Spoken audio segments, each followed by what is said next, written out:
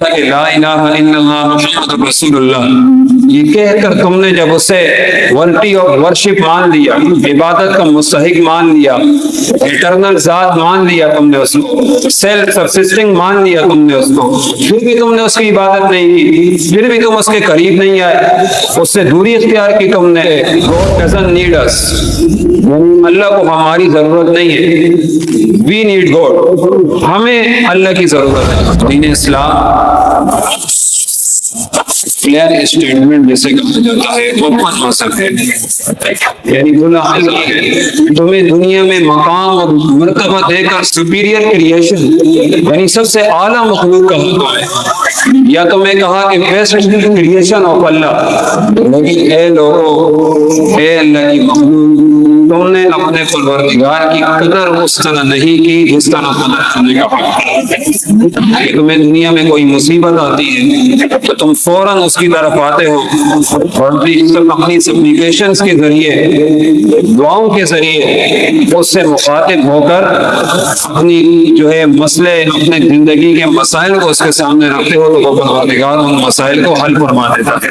تو تمہیں superior creation اس لیے کہا کہ تمہارے پاس ہر طرح کی گائیڈنس موجود ہے. دین اسلام جیسا مذہب ہمیں عطا کیا، اور دین اسلام پلین اسٹیٹمنٹ جیسے کہا جاتا ہے اوپن مذہب ہے، یعنی کھلا مذہب ہے. تبیانا لکل شیء کہہ کر قرآن مجید کو نازل کیا کہ ہر چیز کا بیان اس قرآن مجید کے اندر موجود ہے. دنیاوی معاملات ہوں، دینی معاملات ہوں، آخرت کا ذکر ہو، جنت دوزخ کا ذکر ہو، جنت کے اندر کے احوال کا ذکر ہو، جہنم کے اندر عذاب اور وعید کا ذکر ہو، اس کے احوال اور اللہ تبارک و تعالیٰ تک پہنچنے کا ذکر ہو، یہ تمام کا تمام قرآن مجید کے اندر موجود ہے. اور اس کی دلیل بیان لکل شیء کہہ کر اللہ تبارک و تعالیٰ نے بیان فرمایا، یعنی ہر چیز اس کے اندر موجود ہے. اور یہ جو ہمارا ریلیجن ہے، اسلام ایک کمپلیٹ مذہب ہے، ریلیجن مذہب، تو تعریف یہ ہوگی کہ اسلام اس اوپنلی یا پلین اسٹیٹمنٹ کے لئے یا کمپلیٹ ریلیجن، کہ اسلام ایک مکمل کھلا اور واضح دین ہے. اور یقیناً اس کے اندر زندگی کے ہر معاملات موجود ہیں، چاہے آنے والے ہوں چاہے گزر چکے ہوں. اسی طرح پھر اللہ تبارک و تعالیٰ نے قرآن مجید میں بیان فرمایا کہ وما قدر اللہ حق قدری، یہ تمام چیزیں ہم نے نازل کی، ہم نے قرآن تم پر اتارا، اپنے رسول تم پر بھیجے، اپنے احکامات تم پر بھیجے، اپنی نعمتوں کا نزول فرمایا، تمہاری زندگی کے معاملات کو ہم نے سولو کیا، تمہاری پریشانیوں کو ہم نے ختم کیا، تمہیں دنیا میں مقام اور مرتبہ دے کر سپیریئر کریشن کہا. سپیریئر کریشن یعنی سب سے اعلیٰ مخلوق کہا تمہیں، یا تمہیں کہا کہ بیسٹ کریشن آف اللہ، یعنی تمہیں سب سے اعلیٰ اور عرفہ مخلوق کہہ کر ہم نے تمہیں یہ تمام چیزیں دے دی. لیکن اے لوگو، اے اللہ کی مخلوق، تم نے اپنے پروردگار کی قدر اس طرح نہیں کی جس طرح قدر کرنے کا حق تھا. یعنی وما قدر اللہ حق قدری کہہ کر اللہ تبارک و تعالیٰ نے اس چیز کا ذکر بھی بیان فرما دیا کہ تمہیں دنیا میں کوئی مصیبت آتی ہے تو تم فوراً اس کی طرف آتے ہو اور اپنی سپلیکیشنز کے ذریعے، دعاؤں کے ذریعے اس سے مخاطب ہو کر اپنی جو ہے مسئلے، اپنے زندگی کے مسائل کو اس کے سامنے رکھتے ہو تو وہ پروردگار ان مسائل کو حل فرما دیتا ہے. تو تمہیں سپیریئر کریشن اس لیے کہا کہ تمہارے پاس ہر طرح کی گائیڈنس موجود ہے، چاہے وہ گائیڈنس سینسوری گائیڈنس ہو، چاہے وہ گائیڈنس جو ہے ریشنل گائیڈنس ہو، چاہے وہ گائیڈنس ایوری تھنگ، کوئی بھی گائیڈنس ہو، چاہے وہ انسان کی عقلی ہو، مائنڈ گائیڈنس ہو، ہارٹ گائیڈنس ہو، یا آئیز گائیڈنس ہو، یا نیچرل گائیڈنس ہو، تمام تر جو ہدایتیں ہیں، تمام تر تمہارے اندر سوچنے کی چیزیں ہم نے رکھ دی۔ یعنی دیکھیں نا، سینسوری گائیڈنس اسے کہتے ہیں کہ جسے ہدایت حسی وہ اعضاء کے جن کے ذریعے انسان کسی چیز کو محسوس کرتا ہے، جیسے قوت باصرہ یعنی دیکھنے کی قوت، باصرہ کسی چیز کو دیکھ کر اس کی طرف متاثر ہونا۔ پھر اس کے بعد دوسری قوت ذائقہ، چکھنے کی قوت، سینس آف ٹیسٹ، چکھنے کی قوت۔ پھر تیسری چیز بیان فرمائی قوت سامعہ، ہیئرنگ سینس، سننے کی قوت۔ پھر اس کے بعد اگلی چیز بیان فرمائی کہ سینس آف اسمیل، سننے کی قوت۔ یہ تمام تر وہ قوتیں وہ گائیڈنس کے ذریعے ہیں، سورس آف گائیڈنس ہے کہ جس کے ذریعے انسان حق اور باطل میں فرق کر سکتا ہے۔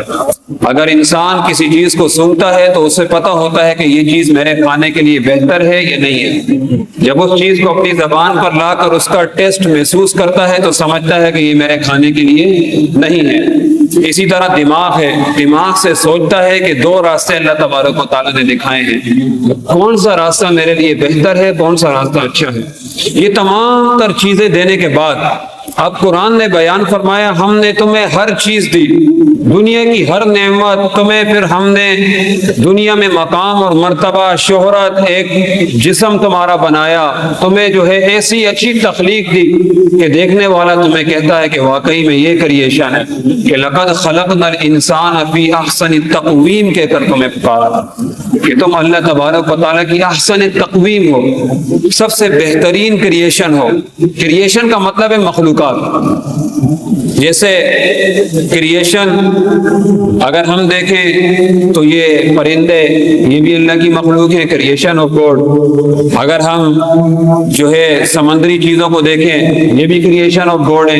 پھر ہم اپنے آپ کو دیکھیں، انسان اپنے آپ کو دیکھے تو یہ بھی کریشن آف گاڈ ہے اور سپیریئر کریشن ہے، یعنی تمام تر مخلوقات میں سب سے افضل اور اعلیٰ مخلوق اس انسان کو۔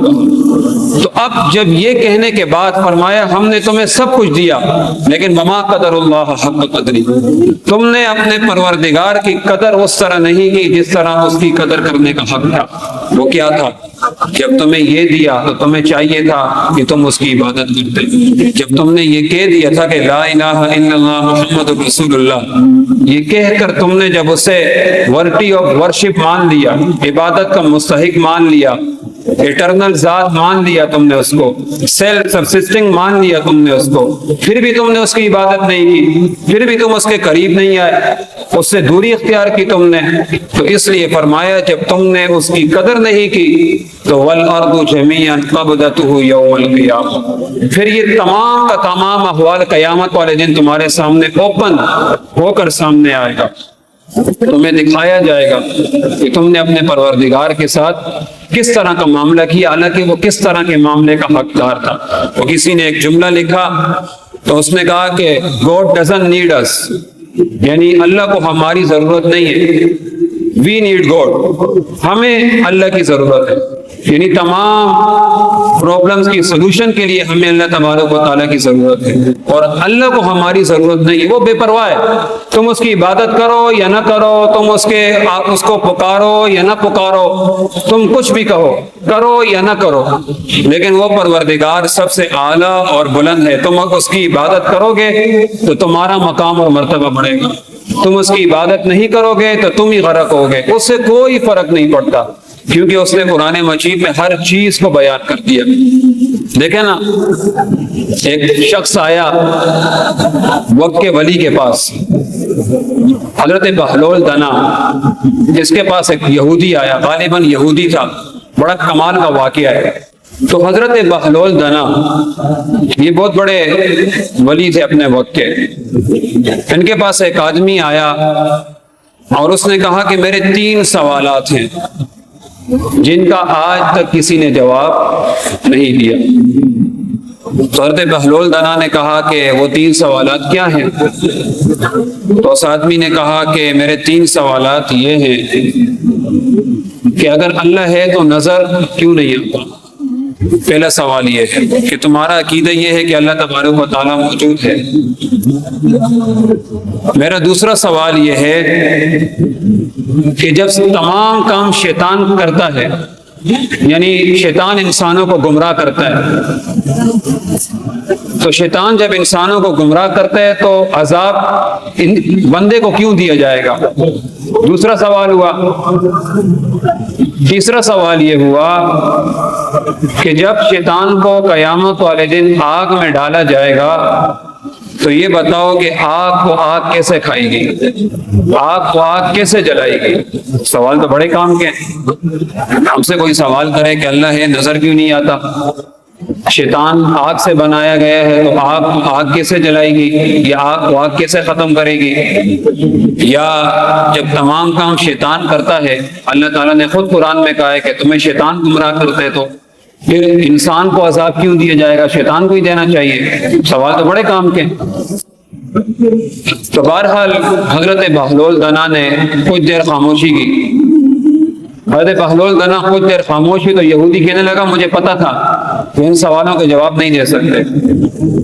تو یہودی بس خوش ہوا کہ میں نے مسلمانوں کو خاموش کر دیا. جب جناب یہودی آیا تو یہودی بڑا خوش ہوا کہ میں نے خاموش کر دیا. تو حضرت بہلول دنا اٹھے اور پتھر اٹھایا مٹی کا. جب وہ پانی کے ساتھ مٹی مکس ہو جاتی ہے نا تو وہ ایک مضبوط سا پتھر ٹائپ بن جاتا ہے. ہوتی مٹی ہے لیکن مضبوط ہو جاتا ہے وہ. حضرت بہلول دنا نے اٹھایا اور اس کے سر پر مارا. وہ اٹھا اور کہا میں نے تو سوالات کے جوابات پوچھے تھے، یہ تو مجھے مار کے میرے سر سے خون نکال دیا. فوراً اٹھا اور بادشاہ کے پاس گیا اور بادشاہ سے کہنے لگا وہ یہودی کہ میں نے سوالات کے جوابات مانگے، انہوں نے اٹھا کر مجھے یہ مٹی ماری اور میرے سر سے خون آ رہا ہے. تو وہ وقت کا قاضی آیا، بادشاہ آیا، کہا کہ یہ تم نے کیا کیا؟ کہا میں نے تو کچھ بھی نہیں کیا، میں نے اس کے 3 سوالات کے جوابات دیے. اب بظاہر تو ایسا لگ رہا ہے پتھر مارنے سے کون سے سوالات کے جوابات ہیں؟ تو کہا کہ اس کے سوالات کے جوابات ہیں. کہا کیا سوال؟ کہا اس کا پہلا سوال یہ تھا کہ اللہ ہے نظر کیوں نہیں آتا، یہ سوال تھا. بولا ہاں. بولا یہ بتا درد ہو رہا ہے؟ بولا ہو رہا ہے. درد نظر کیوں نہیں آ رہا؟ درد دکھا میں تجھے اللہ دکھاتا ہوں. تو مجھے اپنا درد دکھا میں تجھے اللہ دکھاتا ہوں. بولا پہلا سوال ختم، کلیئر؟ بولا ہاں. بولا دوسرا سوال کیا تھا؟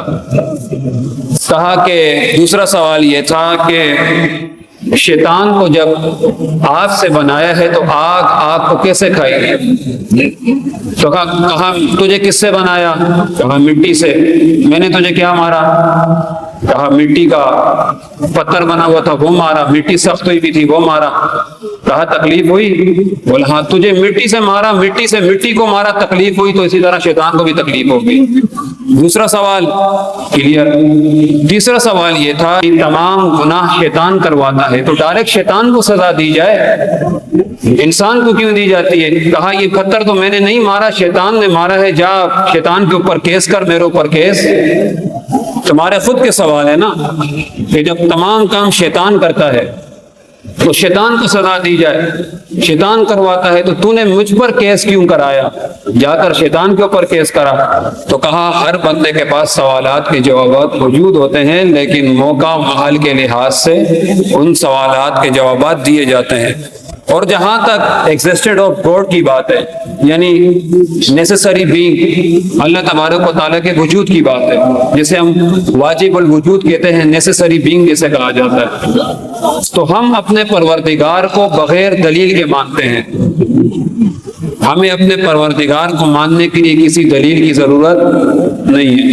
یہ جو بہت سارے ایتھیسٹ ملحدین کا سوال ہوتا ہے نا کہ تمہارے پاس کیا دلیل ہے کہ تم اپنے رب کو مانتے ہو، تو ہمارا دلیلیں دینے کے بجائے ہمیں صرف یہ کہنا چاہیے کہ تمہارا عقیدہ یہ ہے کہ تم دلیل مانگتے ہو اور تم سائنس پڑھ کر راستے سے بھٹک گئے، لیکن ہمارا عقیدہ یہ ہے کہ ہم اپنے پروردگار کو بغیر دلیل سے مانتے ہیں، اور مانتے تھے، مانتے ہیں، مانتے رہیں گے بغیر دلیل کے ساتھ۔ ہمیں اپنے پروردگار کے اوپر کوئی دلیل نہیں چاہیے اور نہ ہی ہمیں دلیل دینے کی ضرورت ہے۔ تو یہ تمام تر باتیں وہ تھی۔ تو اسی وجہ سے وما قدر اللہ حق قدری کہ جو اللہ تبارک و تعالیٰ نے یہ بیان کیا اس آیت کریمہ میں، جو اس چیز کو بیان کیا کہ لوگوں نے اپنے رب کی قدر اس طرح نہیں کی جس طرح قدر کرنے کا حق تھا۔ تو مطلب یہ ہے کہ اتنی نعمتیں دینے کے باوجود، اتنا مقام اور مرتبہ، اتنی بلندیاں انسان کو اشرف المخلوقات کہنے کے باوجود، اشرف المخلوقات کا مقام دینے کے باوجود انسان نے اپنے پروردگار کا شکر ادا نہیں کیا۔ حضرت شیخ سعدی علیہ رحمہ ایک بار بیٹھے ہوئے تھے تو آپ سے کسی نے سوال کیا کہ اے شیخ یہ بتاؤ طبیعت کیسی ہے؟ تو شیخ سعدی علیہ رحمہ نے فرمایا کہ اللہ کی نعمتیں کھا کھا کر دانت ٹوٹ گئے ہیں لیکن زبان اس کی ناشکری سے باز نہیں آئی۔ یعنی اتنی نعمتیں کھا کر میرے دانت ٹوٹ چکے ہیں لیکن میری جو زبان ہے وہ اس کی ناشکری سے باز نہیں آئی۔ یہ میرا حال ہے، یہ میری طبیعت ہے۔